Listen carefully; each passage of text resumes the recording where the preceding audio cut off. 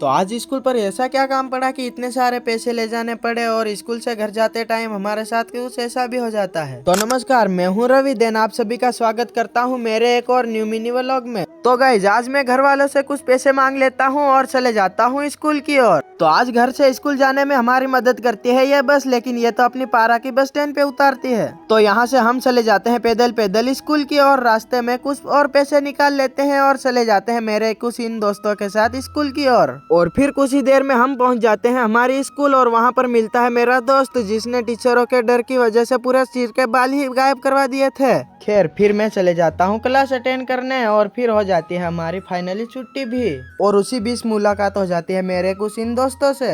आज तो स्कूल में काफी मजा आए थे, लेकिन स्कूल से घर जाते टाइम बारिश से ये सब देखा नहीं गया, तो बारिश ने आकर हम सभी को गीला ही कर दिया। और आज के लिए इतना ही। बाकी आज का ये व्लॉग कैसा लगा कमेंट में जरूर बताना और मिलते हैं अगले व्लॉग में।